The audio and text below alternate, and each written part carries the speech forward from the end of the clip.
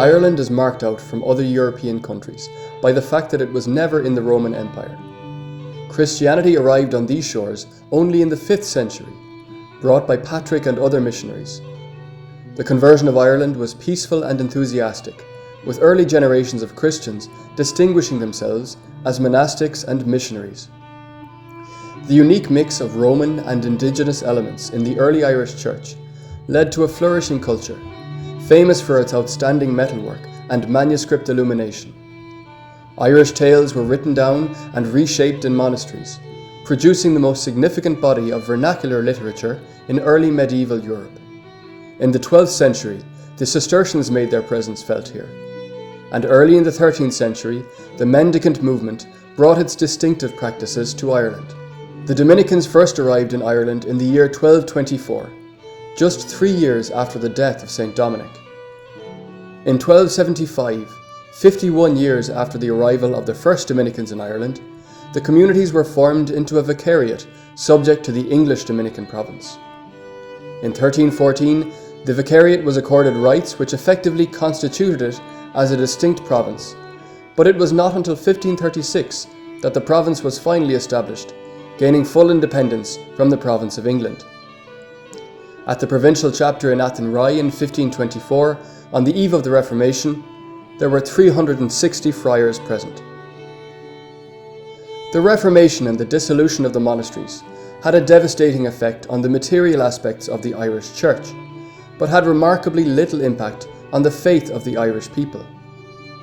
Up to this point, there are almost no martyrs in the history of the Irish Church, but this was all to change, and change dramatically, in the 16th and 17th centuries. This is the age of the martyrs of Ireland, and much Dominican blood was spilt. The entire community in Derry was martyred, and 2 of our brethren have been declared blessed by the Church, Blessed Terence Albert O'Brien and Blessed Peter O'Higgins. The resilience of Irish Catholics in the face of savage persecutions has long been an inspiration, even if it is now forgotten. During this time of persecution, many Irish friars received their formation on the continent, in Belgium, France, Spain, Portugal or Italy. Despite persecution then, the province continued to flourish, and in 1646 there were 600 brothers in the Irish province. In the 19th century, the granting of full rights to Catholics in Ireland, Catholic emancipation, enabled the reorganisation of the Church here. In the period before emancipation, the Dominicans were at a low point, with fewer than 100 members. But this was to change with the leadership and vision of a few men who became part of a great revival of Irish Catholicism in the 19th and 20th centuries. Across Ireland, impressive neo-Gothic churches sprouted and native religious congregations grew. During this time, the Brethren from Ireland went to Australia, which was established as an independent province in 1950, and to the British Caribbean. This period of growth in the Irish Church extended into the mid-20th century. In a newly independent Ireland, the Church was intimately involved in the provision of health, education and social welfare.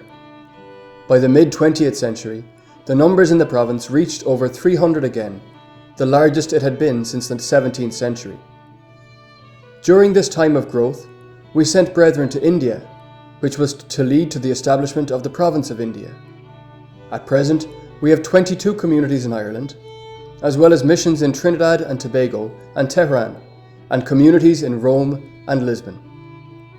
Fast forward to the present day. How does Ireland see itself now? What are the values that guide the Irish people in the 21st century?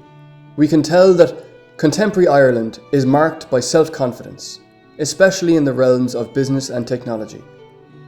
But there is something missing. Business prowess is emphasized to the exclusion of the transcendent, and the utilitarian dominates over the spiritual.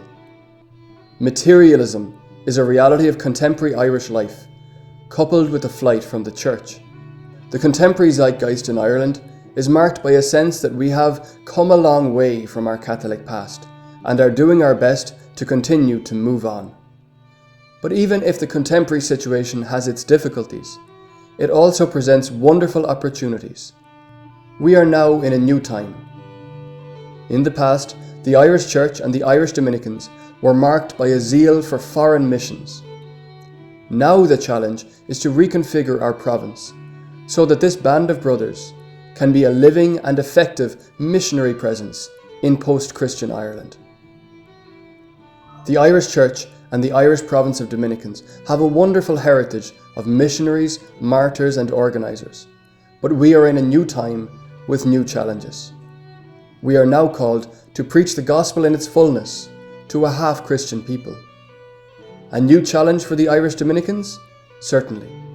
But we're not the first to face it. St. Dominic knew this challenge too.